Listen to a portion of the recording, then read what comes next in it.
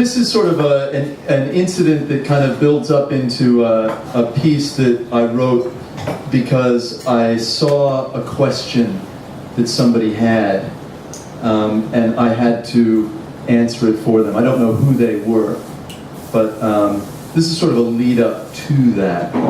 I was living in Chicago. I was about 21, 22 years old, and I was living on Milwaukee Avenue.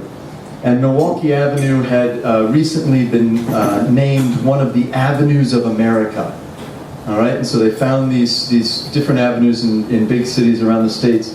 They called them this, and so along Milwaukee Avenue, there were all with these little kind of banner, red, white, and blue banners all along Milwaukee Avenue, which was a bit strange. But where I was living, it was Wicker Park area. And Wicker Park area, this was pre-gentrification. And in the late 90s, there was actually a movie that was made called Wicker Park. And it was about all these, kind of trendy, cool people who were living in this part of town. But when I moved in there, this was before the gentrification, and I was living in the Hispanic part of Milwaukee Avenue. And then just further north was the Polish neighborhood, and you kind of had all these things. I think maybe that's why it was called one of the avenues of America. But the place that I was living in was in the process of being redone, and my best friend was a painter, and so we were living in this kind of a bit of a rough part of town, and the flat that we had rented wasn't even finished yet, and so there were like ladders and people in painting, and it was just the landlady and her son kind of doing this place up, and we had tarps over things, and it was, it was the kind of thing you do when you're 21, 22, and you go, this is really cool, and you live in it's the cheap part of town because, it's a little bit seedy. So, down the road a bit was this big Jewel, it was called, which is like a Safeway, a supermarket, this large supermarket, and it was open 24 hours. And at the time, that was a big deal. Like, there weren't many of those around, and so thought it was pretty cool. And so one of the things that you do every once in a while is if you found yourself awake at like 3 o'clock in the morning, you'd go, what do you want to do? I don't know. Let's go shopping. Okay, let's. And so one day it was like 3 o'clock in the morning, about, and 3 o'clock in the morning is just the right time so that all the late night people have kind of gone, and the early morning hustle bustle traffic has not arrived yet.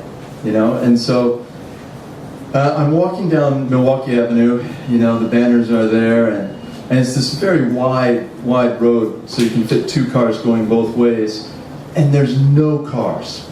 It's just dead. And I just thought, this is very cool, nighttime, walking on the street, fantastic. And then I hear this engine, and I'm like, well, that's kind of loud, and I turn and come, and barreling down Milwaukee Avenue is this, like a Chevy Impala, and it comes flying in, driving down the road, and it passes me, and it goes to stop, and it starts screeching. You hear the brakes go on, the front of the car starts going sideways, so they're now like into the other side of the road, so they're on the wrong side of the road. The car is turning sideways. The passenger door opens, and a woman dives out of the car. And I was like, holy fuck, what's going on? And she gets up, and she's wearing like jeans and a hoodie, and she's got sort of a dirty brown blondie hair kind of thing. And she just kind of stands up, and she sees me, because I'm the only person around. And she's like, Mister, you gotta help me. She called me Mister, which is strange, because I was like 22. So she goes, Mister, and she runs to me. And she goes, he's trying to rape me. You have to help me. Okay, all right. Just, it'll be okay. And I did not know what to do. And all I could think of to do was just start walking, you know? And so we started walking in the car, the door closed, and the car went away. And I was like shaking and shaking and shaking. And she seemed much more kind of together than I was. But so I said, you know, are you okay? And she said, yeah. She said, can you walk me to the train station? Can you walk me to the subway? I said, okay. And I started walking her to the subway, and I said, you know, how did you get in the car? What was going on? And she goes, it's my boyfriend, you know, and I don't want to be with him anymore, and I don't want this to happen. And so I walked with her to the subway, and, you know, I heard a car coming, and I looked, and it wasn't the car, but for a moment there, I was just like, let's come back, you know, and I just walked her to the subway, and she left, and that was it. And that was just this kind of, I don't know, the kind of thing that you see in movies, and it kind of experienced it. But there wasn't any great conclusion to it or anything. It was just this thing that I got taken along to be a part of. So, about 20 years after that, I was living in Melbourne, and was walking along the street that I live on, and I saw on the ground I don't have the actual thing with me, but so I kind of made a mock-up of it, and it was this piece of paper. It wasn't a piece of paper, I'll tell you what it was later, but at first it just looked like a piece of paper, and in big letters it said, "Where are you, Kim?" And I just walked past it, and I thought, you know. And then it was like, I heard this voice inside my head that said, "Go back and get it. You have to go back and get it." Okay, I will go back and get it. So I went back and got it. And it was an ATM receipt. And they're in Australia, they're kind of like a card, so it was a bit thick and stiff. And it said, "Where are you, Kim?" in black letters, and there was an amount, $300 was on the thing. And so when I'm going to read you a poem that I wrote that kind of, I guess it doesn't answer that question, it kind of asks it. But I realized when I was thinking about doing this piece that when I think of Kim, I kind of see that woman who had the jeans and her boyfriend, who obviously things weren't quite the way that they should be. Anyways, where are you, Kim? I got the money, all 300, just like you asked. I got it all. Now we can be happy together forever. When you get back from wherever you are, together forever. Where are you, Kim? See, look, I got proof. Just like you said, I got the money. So now your mother can have that operation. The cat can get fixed. The phone can get reconnected. The grass can get cut. Now we can pay off that guy with the Chevy Impala that keeps hassling you. We can give him his money, and then he will get off your back, and you can relax. And then maybe you will let me kiss you because I got that guy to leave you alone. And then you will be so grateful you will kiss me back. And then you will let me touch you, and then we can do it. And it will be good, like in the movies. And you will call out my name like it was your favorite word. Where are you, Kim? The money, Kim, all 300. Look, I got it. Now you can go back to college and become a nurse like you always wanted. Now you can buy those paints and canvases, and you can have the feng shui lady come over and put your cups on all the right shelves. And you can get that exercise machine, like the one we saw on TV that night, The one with the spring action, the one you can fit into a suitcase, the one that's better than all the other exercise machines because, well, just like the guy said, it's way better. And then no one will ever call you fat or ugly again. I promise. I promise. Where are you, Kim? 300 big ones, Kim. Like I said I would, like you asked me to. So who's worthless now, huh? And it's for you, Kim, all of it. So you can get that flash Hyundai, and we can head off and travel around the country for a year.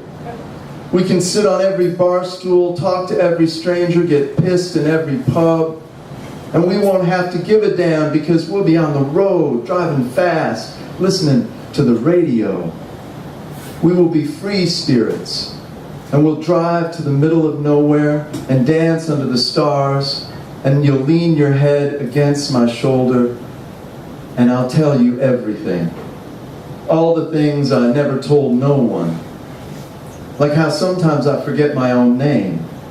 Like how I get scared of butterflies, especially at night. And like how it was me. How it was me, Kim, who trashed the school that end of term, when you were so shit scared about doing that oral report on Bolivia that you said you just couldn't. You just couldn't. So I trashed the place, so they had to cancel school, and you didn't have to do no oral report on no stupid Bolivia. It was me, Kim. I did it for you, Kim. Where are you, Kim? I got the money. So now you can love me like you said you would. And we can do it and we can be happy. Together again, together forever, Kim, once you get back from wherever you are. Where are you, Kim? Thank you.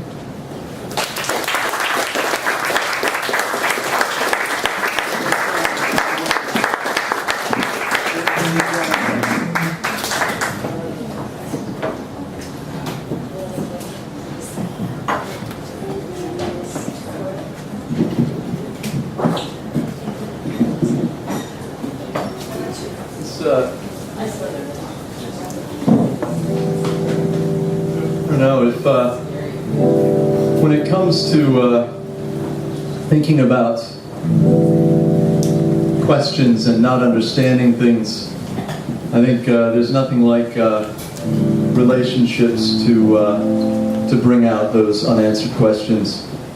And this is a song about that, about how, yeah, I don't know, you just, everybody's doing their best, everybody's trying to fix things, but sometimes you just keep ending up in the same broken places.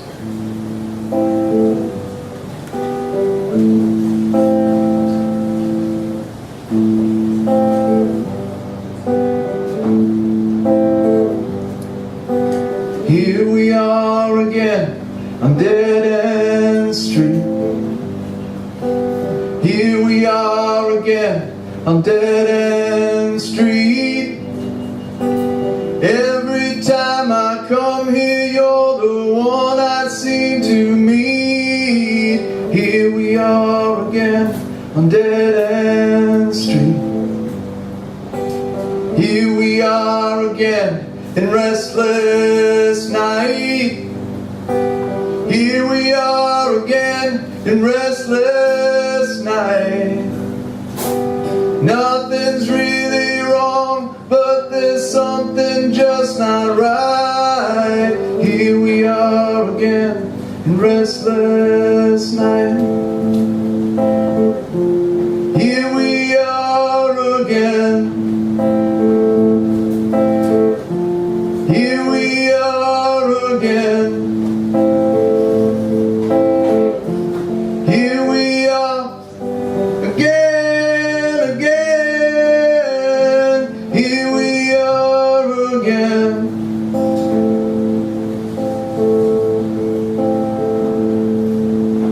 Here we are again with hateful words. Here we are again with hateful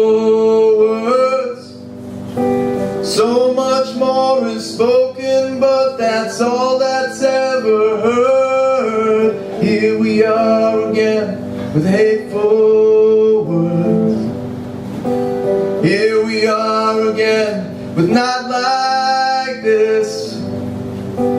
Here we are again with Not Like This. Keep on aiming elsewhere, but we just can't seem to miss. Here we are again and Not Like This. Here we are again. Here we are again.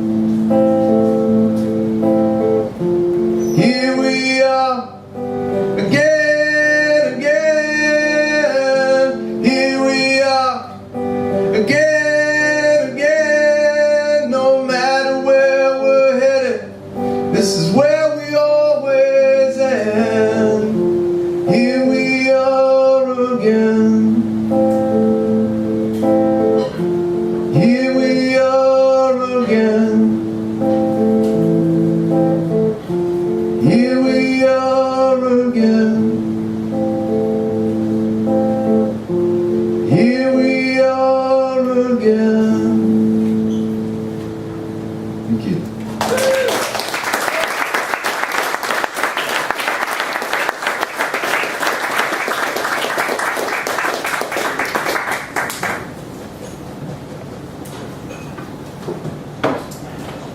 So why, I don't know, why do all these things happen with relationships? Why do we have all these questions that they just continue to go unanswered?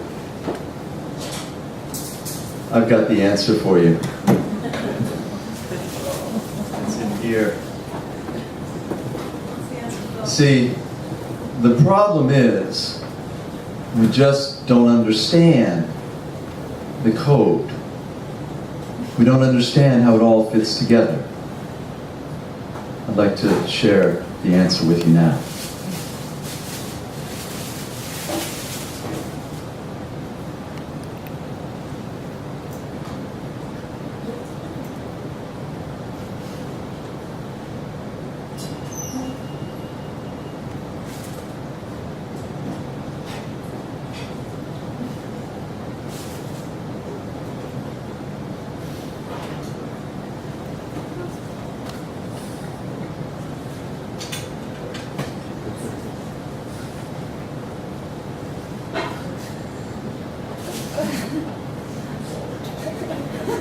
Here we are again.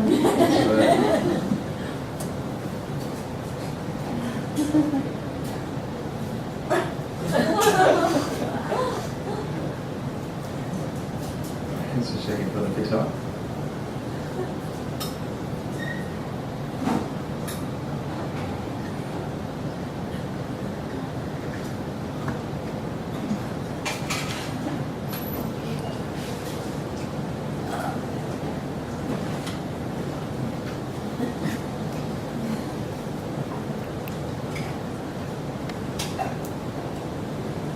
Once I decipher the code, everything will be okay.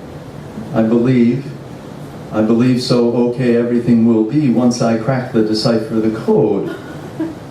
The table had 4 legs, but the stool had 3. And she said no means no, so I'll take that as a clue. When someone sneezes, you're supposed to say bless you. But not if you're a willow tree, you're just supposed to ignore it. Dogs like to bark, babies like to suck. And the wind just helps itself to whatever, whenever. And when the big hand is on the 12 and the little hand is in your lap, well then it's time to go to work. Or it's time to take a break. I'm not really sure, but it is definitely time for something. I hope you're getting this. I know these are just pieces, but please grin and bear with me, because once I decipher the code, everything will be okay. Mr. Jorgensen laughs like a cancer addict. Mrs. Esterhazy hangs her knickers on the line with 1 pin at the crotch. And Sam is supposed to be getting back together with Betty, from what I can gather from the preview. These are pieces, more pieces, metamorphoses of the code. Most ashtrays have 4 slots, and yet one slot is always left open. But like Frank said, smoking may kill ya, but that ain't no reason to quit. Life ain't for quitters. He may be right, he may be wrong. I don't know, but he will always be Frank. Some doors have no locks, some dreams have no meaning, some birds have no song. But so does that make it easier or harder to sing along? This is a point of contention. They are usually linen closets, by the way. The doors with no locks. Keep moving, keep searching, keep picking up. Today I found 47 bottle caps, so I'm that much closer. I learned the Arabic word for thank you and the atomic weight of cadmium blue. Closer. I'm getting closer. But I need your help, because you know things that I do not, and you are therefore vitally important. Did you know that? So please, tell me, share with me your inventory of incidents. And then when you are through, I will share it with you, the answer. Because once I decipher the code, everything will be okay.